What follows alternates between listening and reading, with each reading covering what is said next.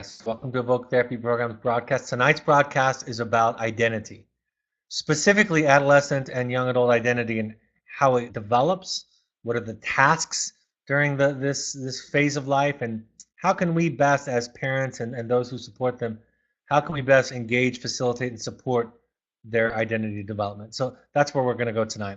Let's start off with the idea of development at a very basic and fundamental level, because I think it's important and sets the stage for something that I think is the key to understanding the parenting task at this stage. And first of all, developmental theories in general, not even talking about identity development, but developmental theories in general are distinguished by stage-like progress. Movement and progress are defined by qualitative versus quantitative changes. Each step marks new and different tasks and may not be understood by simply adding more of the old tasks. So it's different. And oftentimes success in a certain phase of development, it relies on the foundation of previous tasks being accomplished. In the case of development of human beings, where you experience trauma or loss or grief at any specific point in your process, in your development, can often affect the task at that time. And so it's important to understand that as we think about young adults, as we think about adolescents, that we don't just think about them as little adults. One of my soapboxes is about how people think that even younger children are just like little us's, that they think like, they behave like, they see the world like we do, and they should be measured against that. The simplest trite example is the example of talking about giving young children participation trophies and the belief that that can harm them. And what we know is that at the age of, oftentimes when people are starting off new activities like that, we do want to encourage engagement and effort. That's something we want to reinforce. Later in development, we can reward accomplishments, success, and outcomes. But to think that just because we treat a child differently, that we're reinforcing that kind of thinking or that way of being for their entire life doesn't make sense in the sense of developmental growth, developmental models, developmental psychology. Erikson developed a psychosocial assessment or overview of development. He broke from Freud's idea of development being sexual and talked about it being social, psychosocial. And so he identified these stages. We're going to focus on adolescents and young adults tonight, but I wanted to share with you Erikson's overall model. In infancy, it's about trust versus mistrust. Are your needs taken care of? Is the world a safe place? Do you get your diaper changed when you need it, essentially? Do you get fed when you're hungry, essentially? Are you kept warm when you need to be kept warm, so forth and so on? So it starts to build this foundation for, is the world a safe place? Or is it a place where I don't feel safe and my amygdala, or that part of my brain that develops first, has to be overactive to make sure that I take care of myself? A little bit later in toddlerhood, if you will, it's autonomy versus shame and doubt. This is the terrible twos. This is the no to define myself, right? Can my parents find a way to offer me options and choices instead of shame and intimidation and cooperation being the only acceptable outcome? Preschool, we talk about initiative versus guilt. This is getting out into society. This is being able to engage peers, being able to interact at school more. How hesitant, resistant, ashamed I am during that period, and how courageous am I during that period. And again, the previous two stages have impact on where you start at each stage. A little bit later, elementary school age children, it's industry versus inferiority. Does what I do make a difference? Can I make a difference in the world, in my own world, by what I do? Can I accomplish it? This is where the children are saying, let me show you what I did. Let me, putting the art on the refrigerator, those kinds of things. And then we talk about adolescence, and we'll be focusing on these two stages. During adolescence, it's the struggle is between identity or role confusion. Who are you? Adolescents try integrating many roles, what it means to be a child, a sibling, a student, an athlete, worker, etc., into a cohesive self-image under role models and with peer pressure. I'll talk more in depth about that when we get into it, but it's about finding yourself. And some ways that we think about struggles, disruptions, derailing of identity development is this thing that happens in the dynamics in the family where it's not safe or okay to develop a unique self, where parents try to control it, or where a child exaggerates, for example, behaviors to try to draw a line or create distance between them and the parents, right? The child that drops out of school when they have a parent who values education, the child that gets arrested and their father is a police officer or a criminal attorney or a judge, right? It's I'm going to define myself in extraordinary, extreme ways to say that I'm not you. And so the not you urge takes precedence, right?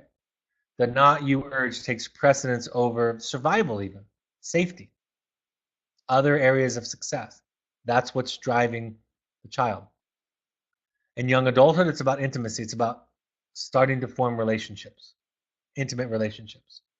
Again, very critical, these two stages, because if identity development is not somewhat managed, negotiated, right, developed, then intimacy is going to be severely compromised. In other words, if one looks to, and all of us do, we're all on a continuum, if one looks to fulfill that identity too intensely in a partnership, we end up with codependency, right? We end up with enmeshment, fusion, cutoff, conflict, all the problems that come in intimate relationships, right? Mood swings, reactive, those kinds of things.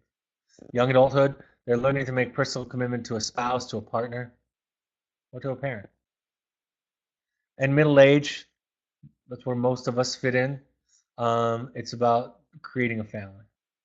You're looking to develop your career, looking to create things. It's about creating a family. It's about creating a career, creating a profession. All of those things are kind of go into this category. People that don't need to work want to, during this phase, they want to start giving more back. People that don't have children want to help in some other way. Typically, if we're talking about typical normative, forgive the word, but mainstream thinking around this stage of life.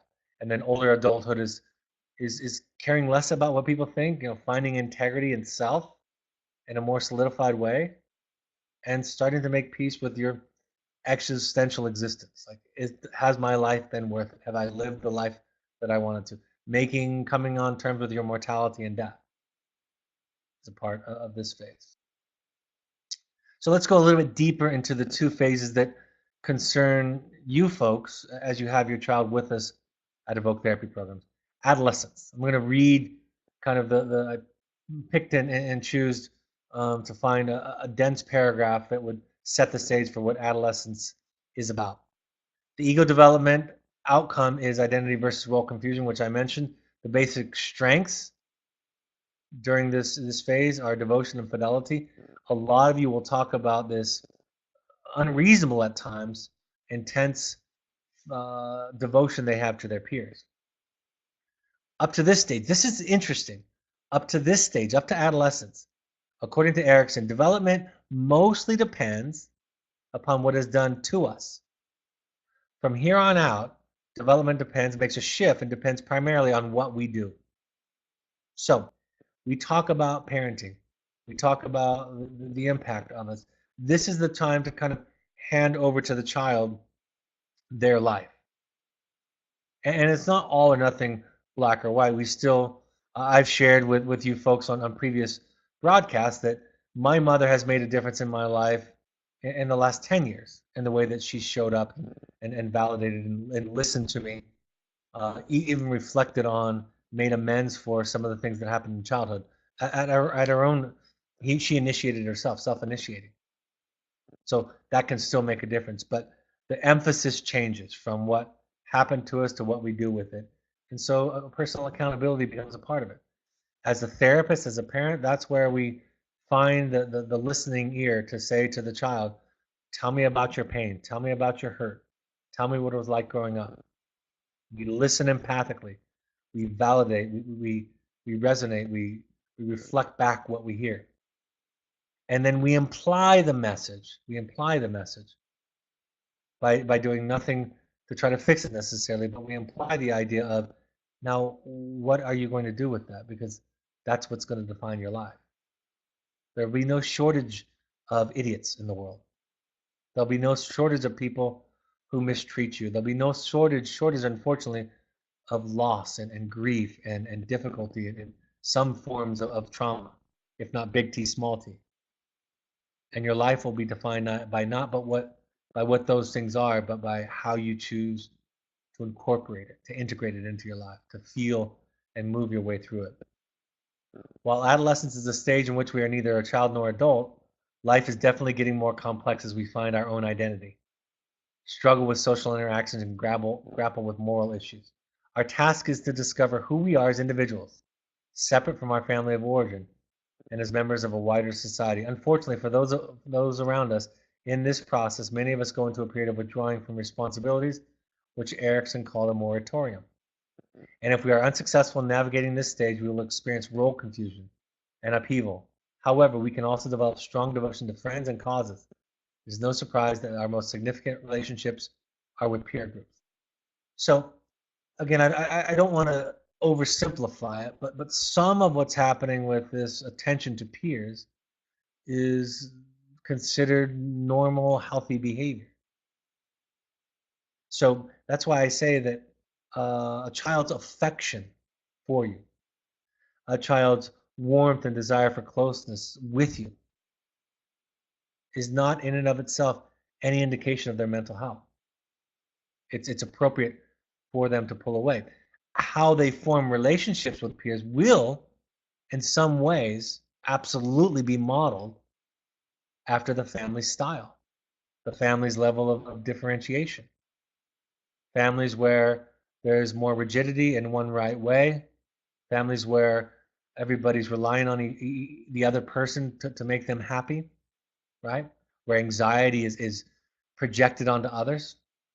And those types of families, you're going to find more dependent and chaotic and conflicted relationships.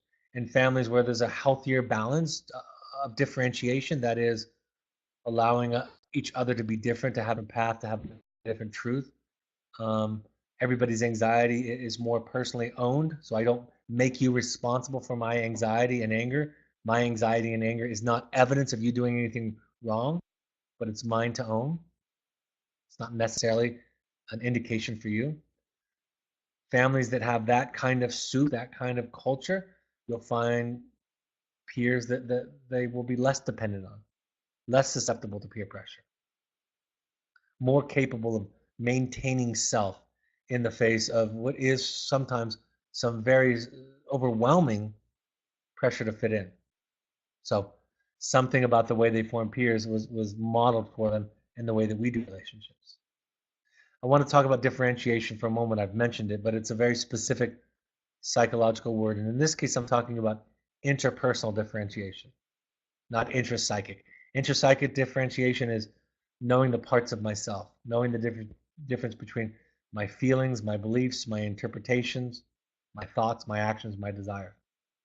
So, interpersonal differentiation of self refers to one's ability to separate one's own intellectual and emotional functioning from that of the family.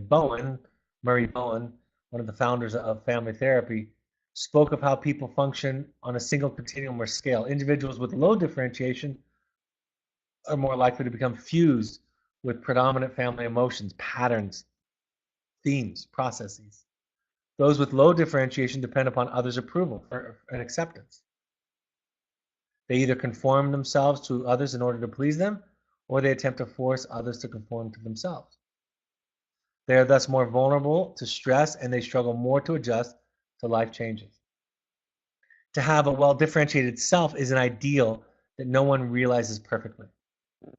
They recognize that they need others, but they depend less on others' acceptance and approval. They do not merely adopt the attitude of those around them, but acquire their principles thoughtfully.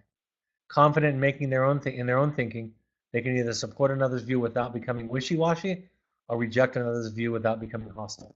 wonderful bullet points, wonderful descriptions on what it means to be differentiated. And think of differentiation as a balance between self and intimacy. And think of intimacy as healthy attachment and really healthy differentiation. And sometimes we get confused because our culture, our family sometimes teach us that intimacy is enmeshment, dependent, reliance, agreement, right? Groupthink.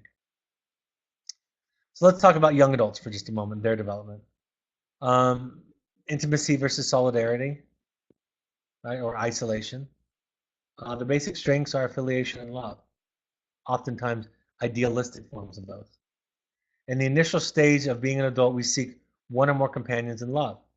As we try to find mutually satisfying relationships, primarily through marriage and friends, we generally also begin to start a family. If negotiating this stage is successful, we experience intimacy on a deep level. If we're not successful, isolation and distance from others may occur. And when we don't find it easy to create satisfying relationships, our worlds begin to shrink as, in defense, we feel superior to others. Our significant relationships are with marital partners and friends, right? So we start to figure out what it means to be part of something. There are the academic and professional tasks that are going on, but this is what is believed to be the fundamental core psychological stage going on for young adults. Just a note, some young adults are still in the adolescent phase. Many of the ones that end up in our program are definitely at the adolescent phase. We call it emerging adulthood. It's slow to emerge. And brain science, what brain science has taught us that wasn't available to Erikson at the time that he wrote this, what brain science has taught us is that the adolescent brain continues on into young adulthood. So their way of thinking, right? The adolescent impulsivity, lack of forethought, lack of weighing consequences, irrational, pleasure-seeking brain is still in place until somewhere in the mid-20s, and we know that now. Let's talk about our role. I'm going to talk about letting go, but I can't stress this enough. Letting go is not abdication. Letting go actually gets you what you want more often than the opposite, which would be controlling, micromanaging, those kinds of approaches to relationships and to situations. We struggle with letting go because of fear of outcomes, right? And our children have given us good reason to fear outcomes because their behavior is dangerous to the point of really closing some doors in their life, if not ending their life in some cases with drugs, depression, right, risky behavior, and so forth. So we have good reason to fear outcomes. That's why I say when you have a child that's struggling or anybody that you love that's struggling, it's it's important. It's of paramount importance that you seek a place, 12-step support group, group therapy, other kinds of support groups, individual therapy, that you seek a support system, resources to manage your fear. Because fear is the enemy of creativity, vulnerability, right? Fear gets in the way. It should inform us, but it ought not to run us. We develop because of traumas that are unresolved, our inability, perhaps inexperience with dealing with our own trauma, our own, what I call our own mental illness, whatever that is, that we all have to some form. We all have some form of mental health and mental illness, right? It's a continuum. That we understand our pain and our trauma response. That it's rigid, it's reactive, it's controlling, it's hysterical, it's over the top, right?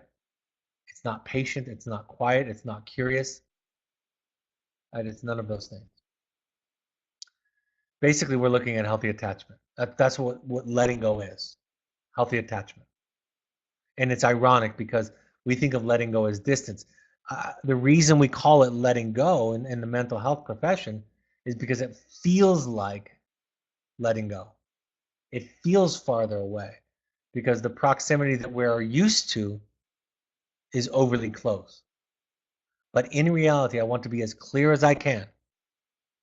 letting go, healthy detachment is the same as healthy attachment. Age appropriate time to let go, right? It's time to step back, experiment. I was visiting a residential school this morning, and I had a wonderful experience. And part of what I heard from them was they really value the mess. Right? They're not so contained. They're going to have problems. They're going to have problems on campus, right? Things are going to be messy with family visits and family contact, and they're going to work through it. And if parents expect a sterile environment, they're the wrong place.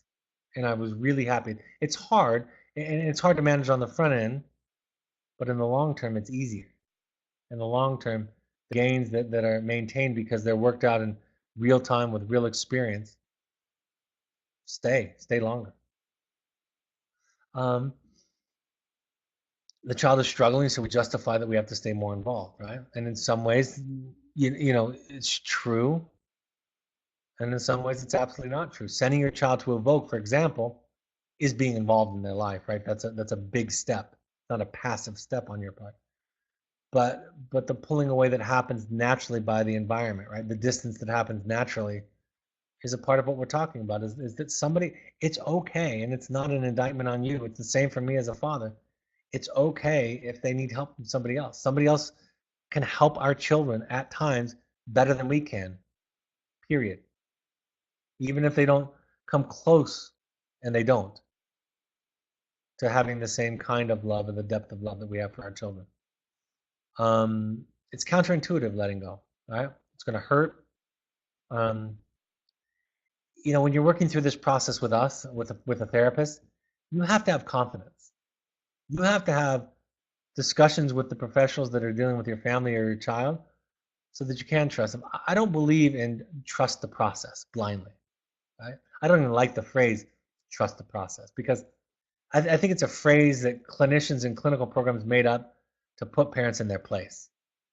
What I say is you have to do the work to figure out if the people that are working with your family, with your child, are trustworthy. And then when they are, lean on that trust. Practice trust. But you have to do what you need to do. And if you can't get to the point that you trust the model, the intention, the sensibility of those that are working with your child, then you have to go somewhere else for your sake, for your child's sake. They'll pull you to stay involved, your children were, and push you away to find themselves. You must manage their accusations of abandonment. It's really important, and that's why parent work is so important, that you develop an adult parent filter. Yes, we listen and we listen and we listen better and better and better and more to our children, but we don't take them at face value all the time. We don't take their input at face value. We get to digest it, consider it, run it through a filter, talk to professionals, get feedback, right? Mull it over, all of that stuff, and then we decide. And that's okay. It's healthy. It's important. It's important. Um, and I talk about this idea that it's not about really focusing on the child changing. It's focusing on changing. And that kind of approach tends to have positive, encouraging energy, right? Outcomes for children. When you focus on yourself, ironically, you become a greater supporter for your child's change. When you make the child your project, your focus, your obsession, it tends to work less. Salvador Minuchin, one of the other founders of family therapy, defines family problems as the inability to adapt to changing phases of the family life cycle. In other words, what might be healthy at one phase with one child is not healthy with that same child later on or with another child. So the rigidity, right? There's one right way, right? Many of you have multiple children, and some of your style worked much better for the other children. Didn't develop the symptomology. Well, it doesn't work with this one. Or I'll say it as coming to evoke becomes a part of your family system, and so this needs to happen different. Your child needs to come to evoke. So thinking about it in terms of the way that family therapists have modeled it. I think about the parallel process that you go through in wilderness, the distance, right? I say distance is a metaphor, an ingredient, a symbol of increased differentiation, improved differentiation. The letter writing and the phone calls begin to establish a new type, a new quality of relationship, of seeing each other, of listening, of empathizing, of not reacting, so forth, all the things that I talk about, right? You do it kind of with a coach's help in practice, in a controlled setting, if you will. Finding yourself during the process, they're finding themselves. Hopefully, and I really give credit to those of you who show up on these broadcasts or listen to the podcast, do that extra work, that work that you don't have to do. You're finding yourself.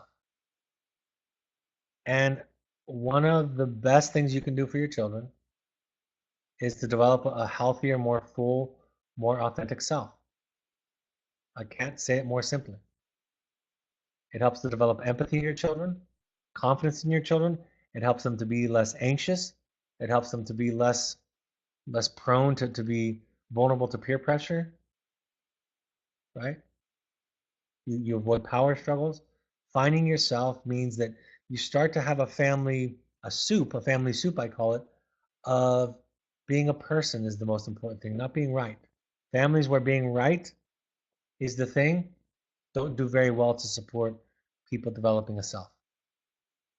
Families that develop a self foster integrity, authenticity, honesty, courage, a whole host of positive traits. And again, nobody's one or the other, right? We all are somewhere on the continuum. Learn to take care of yourself. It's critical. And to do this, you're probably going to have to sort some stuff out, like guilt, right? In other words, if I were exaggerating what I mean by taking care of yourself, at times you have to neglect your spouse or your children. At least in your mind, that's what it's going to feel like. At a deeper level, it's not that, but it'll feel like neglecting, being a bad husband, being a bad wife, being a bad parent. That's what it will sound like in your head. For those of you who are struggle with too much proximity, right? Too close, overly close. Learn to take care of yourself. And when you take care of yourself, then your children don't have to. And we don't want our children to believe that they have to get better so that we're okay, right? We need to be okay. We need to take on that job. Learning to feel and to struggle, valuing mistakes. Families that I see that are more successful really see the value in the detours. That's why I try to teach this all the time. Think of Evoke not as a detour, not as being off track, but part of your journey. Exactly where you need to be. In some ways, your child leading and saying, this old way, the soup that we were cooking wasn't working. We need something different. I need something different. Willingness is self-efficacy, right? It develops a sense that I can make a difference. My efforts lead to outcomes that are desirable. And both of you are finding a balance of accountability for yourself and empathy for the other person. And all the while staying out of the guilt, blame, shame, identity confusion place, right? The first ingredient in intimacy is a healthy self. And that doesn't just go for your child, it goes for you. You can't have intimacy without two independent, somewhat healthy selves. So what are the take-homes? Many of the issues could be understood better in the context of developmental tasks and our ability to negotiate them. Think about this as a second birth. It's messy. It's more painful than the first, at least as a father I can say that, but mothers often report that also. And that the child's trying to figure out how to be in this world, and you're trying to figure out how to be with them. Where are your boundaries, right? Where do you stop and they start, and they're trying to figure out the same thing. And that's the developmental task, figuring out who everybody is. And then later on, then figuring out what it means to be connected to somebody else. To best support and facilitate change, embrace your part of the parallel process. Your side of the street. And allow yourself to and your role to evolve and to transform. Very important that I had a father say to me one time, in my work and listening to you and doing the reading and the work that I've done, at one point, one of my the fundamental tenets that I held to be true came into question. And I realized at that moment, maybe everything that I believed was up for grabs. And I think that's part of evolving, part of growing, that things are up for grabs, that you, not necessarily you're going to throw them away, but you're going to be open to the new possibility.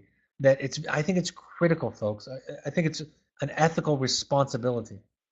And I don't see a lot of people do it in the industry a lot of the times, in the therapeutic field, residential treatment field. We cannot accept completely the premise that you bring to us. Right? We'll accept the premise of a struggling child, but it's our job to say yes, yes, yes, and we're going to work on the system. And it's not about getting well-behaved children, although behavior improves in this process. It's not about symptom reduction, although symptoms are reduced in this process. It's about everybody developing a new, more advanced version of themselves, parents included. And then the behavior changes, and then the symptoms aren't needed anymore, so forth and so on. So it's important that we allow our paradigms to be questioned, that we listen to intelligent people that we trust, thoughtful ideas. That's an important part of the process. All right. There are no current questions, so I'll go to the upcoming slides. If you have questions, you can submit them while I'm going over upcoming events and other things, and then I'll read them again at the end. We would like every parent, this is one of our requests, we would like all of you, while your child is with us, to attend 6 12-step support groups. You may love them, you may not find one, but we just ask you to try 6. That's a basic tenet of these programs. Any combination of Al-Anon, CODA, or Families Anonymous. Go online, find them in your area. You can also go to NAMI.org, A-N-A-M-I, again, N-A-M-I.org. The National Alliance of Mental Illness, I think is what it is. And you can find free classes, resources in your area. Follow us. All of these broadcasts are available on your podcast app on your iPhone, on an Android device. You download the SoundCloud app, and in both, you search Evoke Therapy Programs. You can subscribe there. New ones will automatically pop up. They're not downloaded to your phone. They're just there ready to download. If you download them ahead of time, then you can listen to them offline on the train when you don't have connectivity. Follow us on Twitter and Instagram and Facebook for inspirational stories, links, quotes, pictures. The Evoke Family Foundation on Facebook is an organization set up by alumni parents to help people that couldn't afford treatment. So if you want to become involved in that, go there. The Evoke Therapy blog has new content every week. My book, The Journey of the Heroic Parent, is available on Amazon. Audio or written or digital versions are available there. Upcoming workshops, the next one we have on the calendar for you folks, we would like every parent, if possible, to attend one of these. That's our request. We didn't make it mandatory because we didn't want to leave people out who weren't ready at the time. But it's our sincere desire and hope that everybody come to a parent workshop. The next one is at our Entrada, Southern Utah location, January 12th through 13th. Contact Melanie at evoketherapy.com for more information or to RSVP. The next Finding You will be January 20th through 24th. I will be running that one. It's the last one on the calendar that I will be running. And then we have Claire Madison, whom I love dearly. She's going to be actually doing her first webinar broadcast next week. So if you want to meet Claire next week and hear about some of the follow-up work that she's offering families that have been through that process, she's going to have the webinar next week. It'll be on the 26th, December 26th. You'll all get an invite.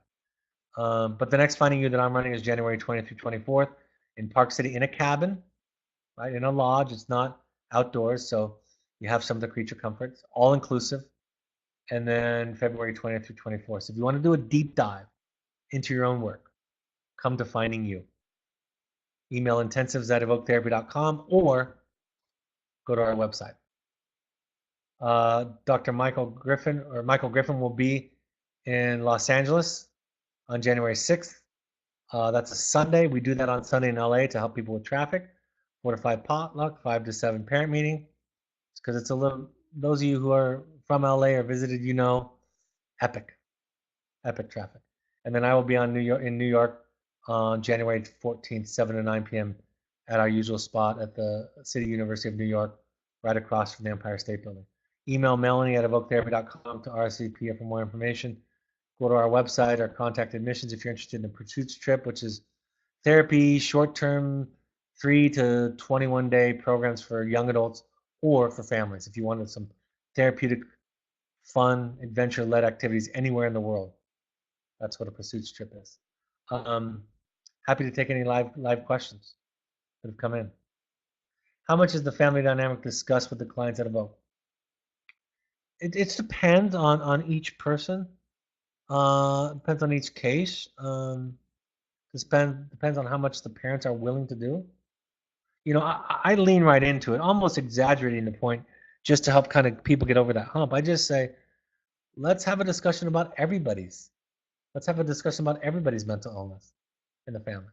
The more you talk about it, right?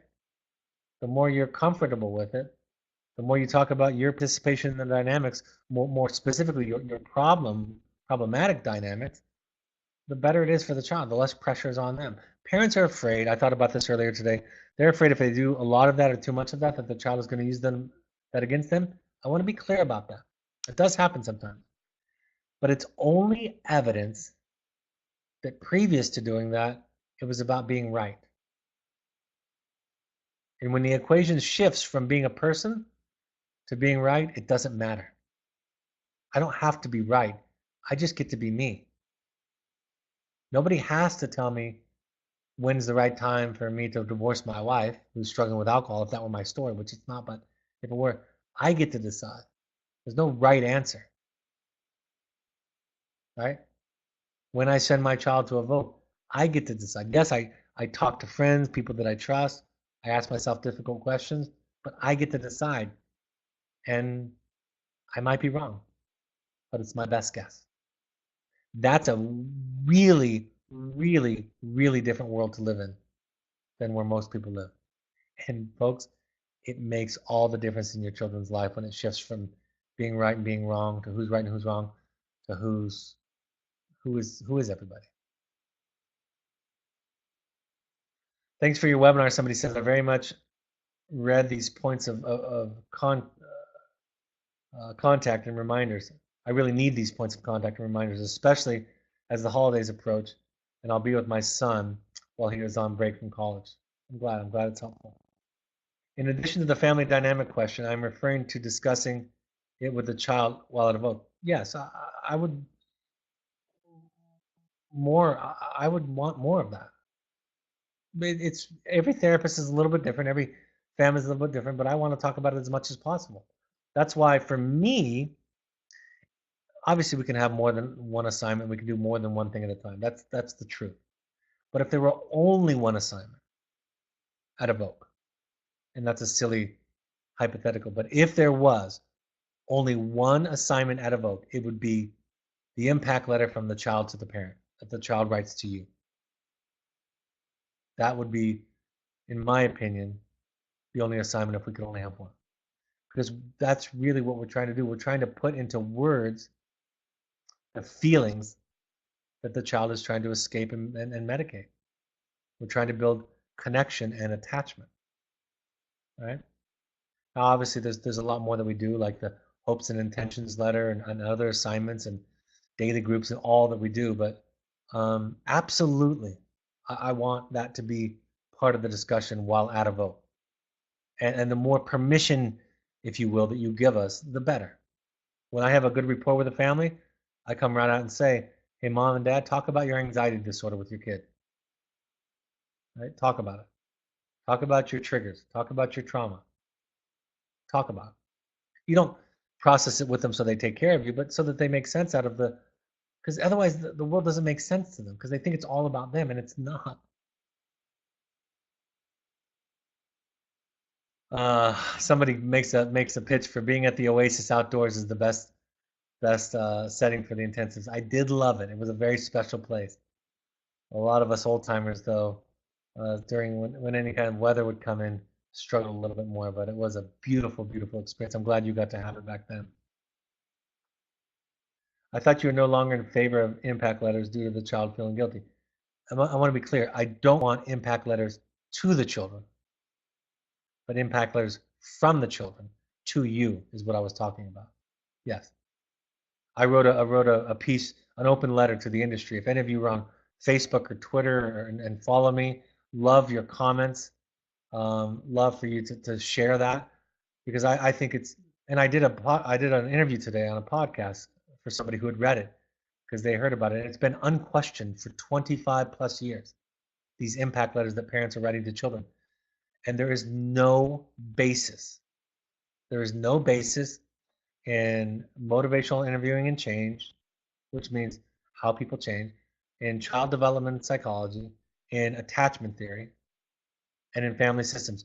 There's no strong basis for the idea that somebody who's struggling, a child who's struggling with mental health and or addiction, is supposed to carry on top of that their parents' upsetness and anxiety, and that it's their job to make the parent proud. Right? So yes, I'm passionately against the impact letter. We don't do it anymore. We do the hopes and intentions letter to children, but we do have the children write to the parents because conversely, it is a parent's responsibility to contain the child, to hold the child, to be there for a child, not vice versa. And remember, empathy in children is not developed in this way. Empathy is developed as and in relation to when the parent develops a healthier, stronger, more assertive and authentic self. That's where empathy develops in children. And when a child learns how to feel. Because when children are learn how to feel, and it's okay to feel, they recognize feelings in other people and they respond to them.